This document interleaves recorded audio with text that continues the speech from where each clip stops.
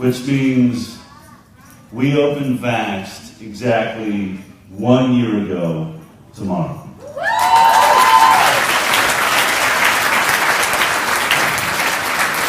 And what a year I'm having!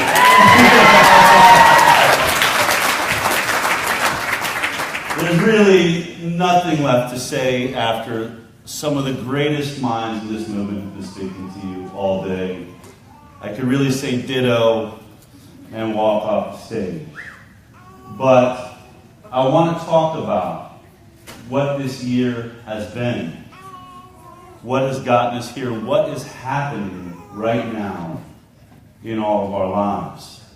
First of all, I have got to give a shout out to my partners in this film, Andy Wakefield, Polly Tomlin, Brian Burrows.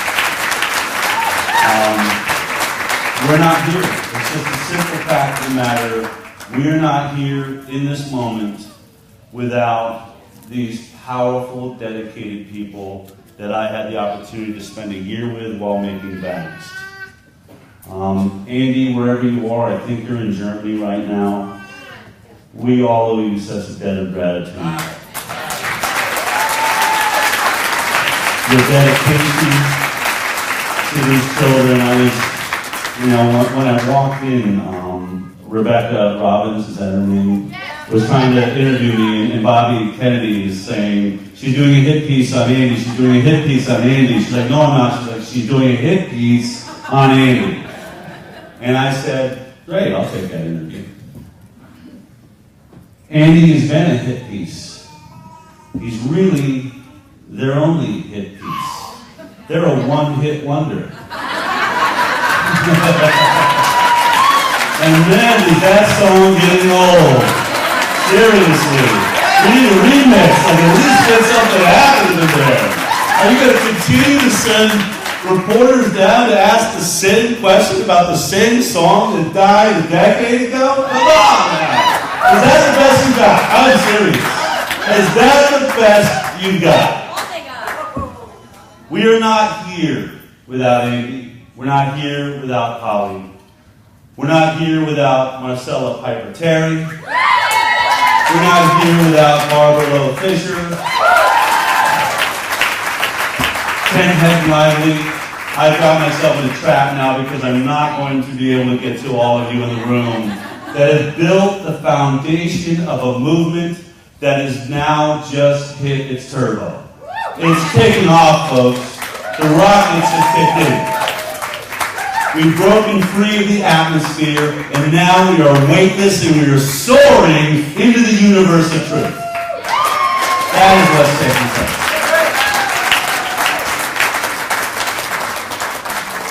Just about a year ago, I came to Washington, D.C. for the first time, and went into politicians' offices, including Jason Chaffetz, among others, and would ask the question, are you aware of Dr. William Thompson, the CDC whistleblower? Just a blank stare, I have no idea what you're talking about. Really? Really? You do realize a year and a half ago, one of our top scientists at the most important health agency in our nation came forward and said they're committing scientific fraud. You're not aware of that? Never heard of it. Yesterday I was in D.C. It's my third trip now. And every office I went to, including those that are diametrically opposed to our truth, I asked the question, are you aware of who Dr. William Thompson is, the CDC whistleblower? And every single one of them said, yes, I am.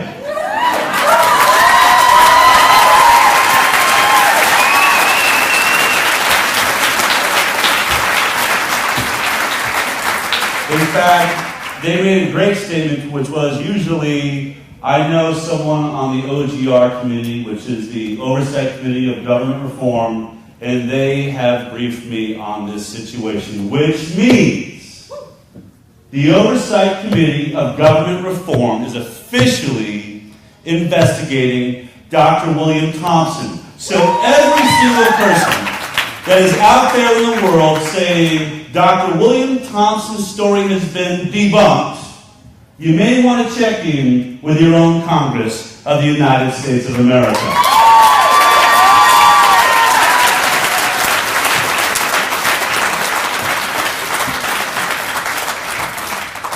That's not our only victory. We are not only getting a story told that was not going to be told.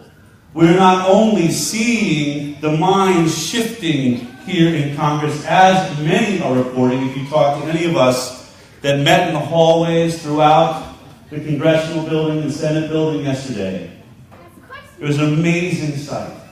This cold, icy, marble stone building filled with people that really would prefer to do nothing at all. Were descended upon. Yeah, I mean, for those of you that were here, it's amazing to walk into a hallway. I don't even know, someone's telling me what room I'm going to, and you show up, and here come 3 people down this hallway, and 4 people, this light is shining down the hallway, coming towards me. Because I am not alone. You are here. We are here. And then those teams of light that some of us only meeting right there outside the door of this representative walk in and sit down in that meeting. And those that experienced it for the first time yesterday said, I've never seen anything like it. It was like you were orchestrated, but I knew none of you had spoken to each other before. And each one spoke a different truth and then handed it off like this ballet in that room. And you could feel the heart and mind of this representative shifting, asking questions for the first time. You know why that's easy? Because it's the truth.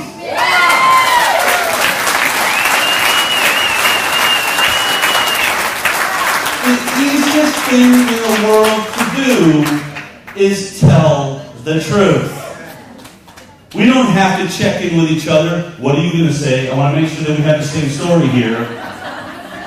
We never do that. It's not necessary. Because where I leave off, you will pick up. Because you know the truth. And the truth is setting us free.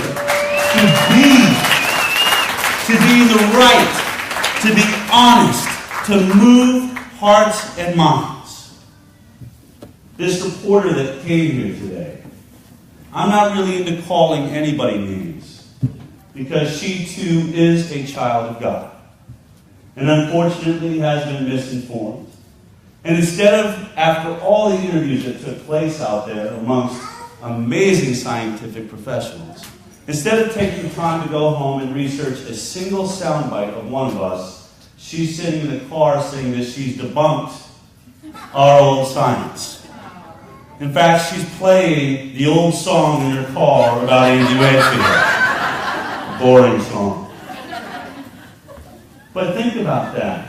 When I asked her, where's the study that you're pointing to when you say 1 in 1,000 children in America dies of measles, she can't bring it up.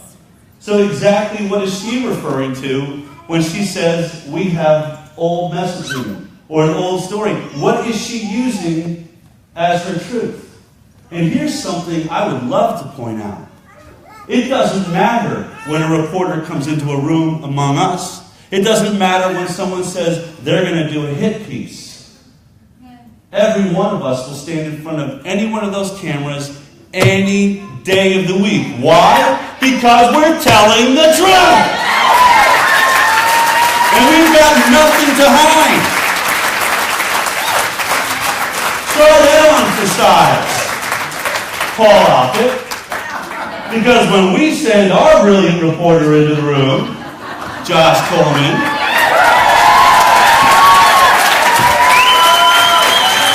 the only thing you got to say is F you. Brilliant, eloquent, deep, heavy, very hard to refute, by the way. When you send Josh Coleman in the room, Senator Richard Penn runs away from the camera. So that's who you got defending your bull crap science. A bunch of very fast, running shoe wearing scientists with no facts. I'm happy to be on our side, where we will stand and talk and tell the truth with anyone. That's who we are. And we are a movement that is growing like nothing they have ever seen. We have them terrified.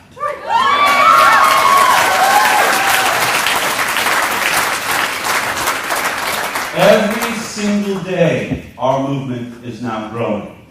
Some days by thousands, some days by tens of thousands around the world. Every day, we learn a few more talking points that we share with a friend. Yeah. Every day, one of us brings another person on board to the truth. That's right. Every day, one of you has saved a baby's life.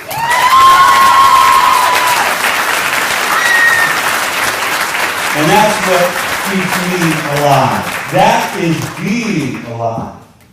And that is being a citizen of this family, of our brothers and sisters. You are saving lives. How many people can say that? Sometimes it's hard.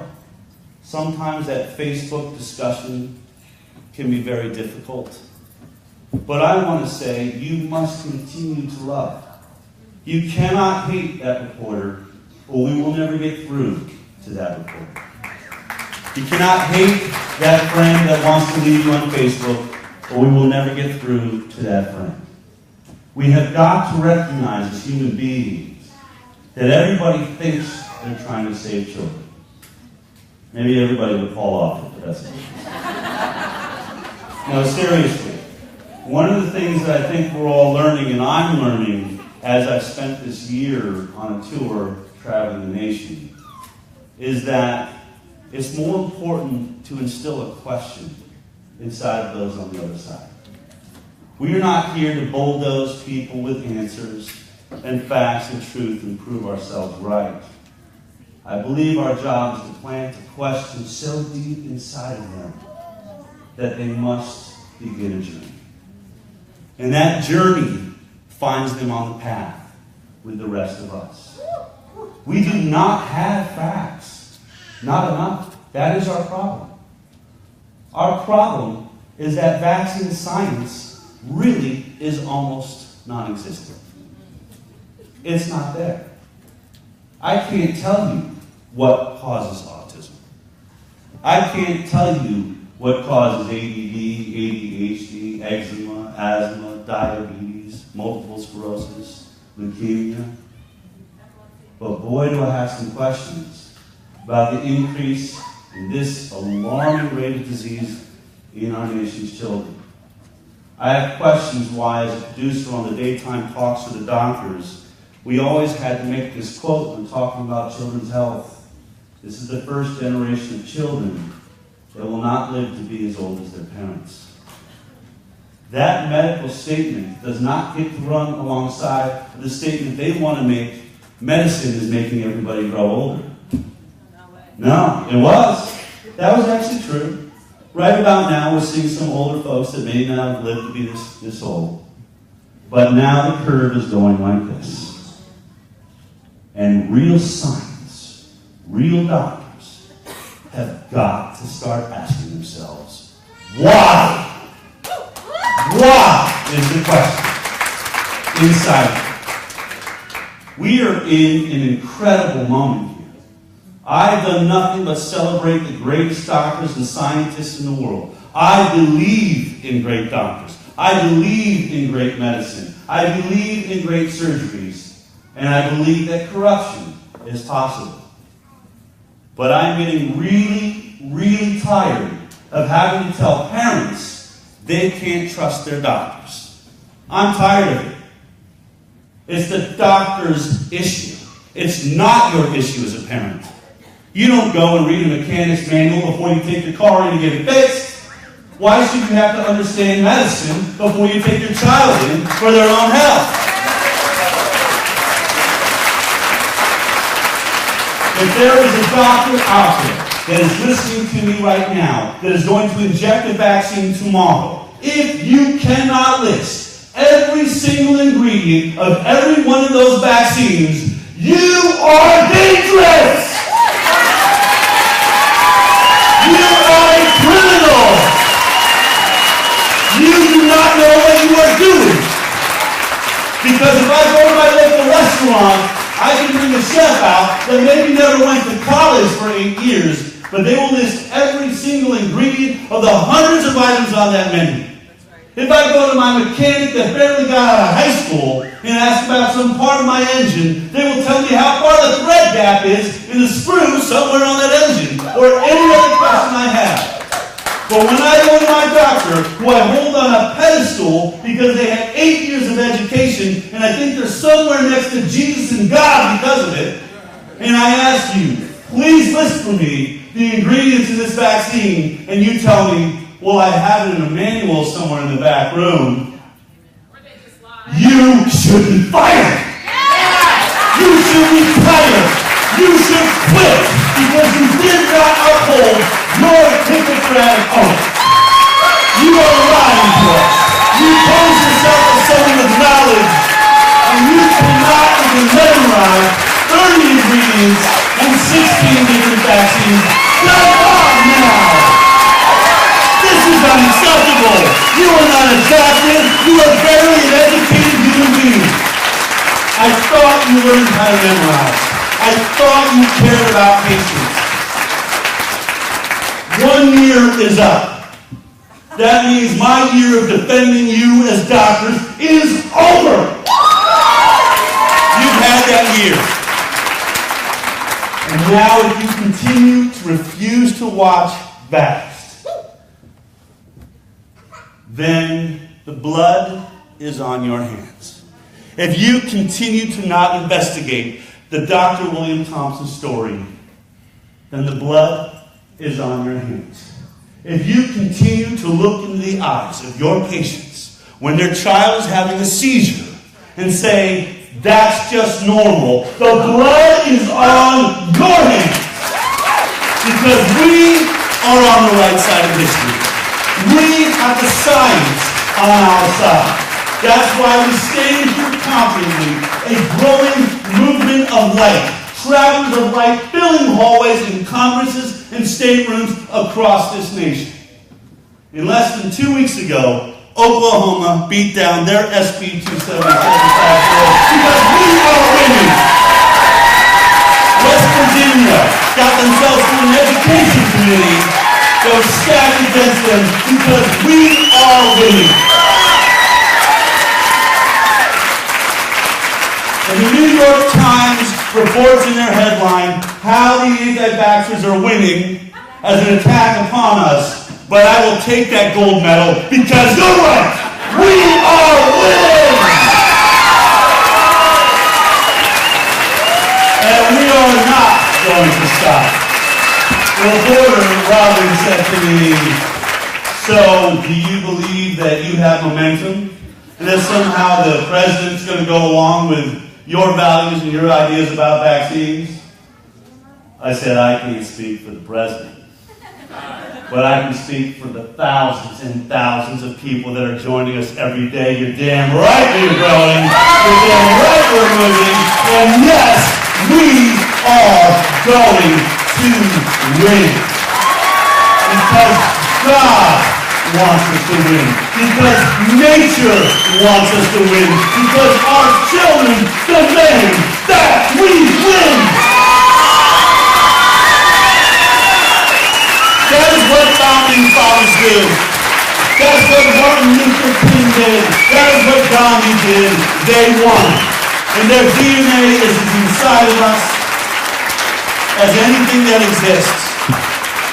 You are the change. You must know that. We can stand up here, those of us on these microphones, and speak. I am not the change.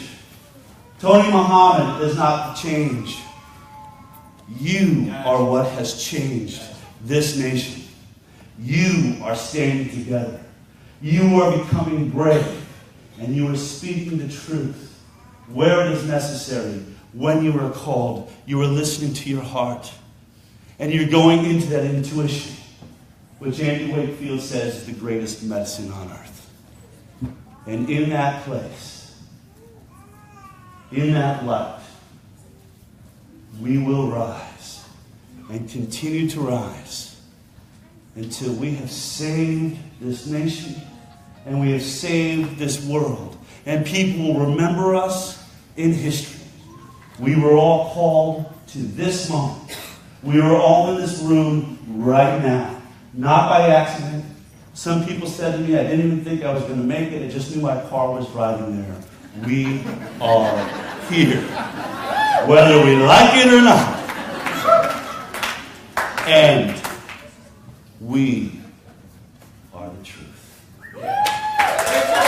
Stay in the truth. Be the truth. And know you are changing the world. God bless you. God bless the United States of America. And God bless the world. Thank you all.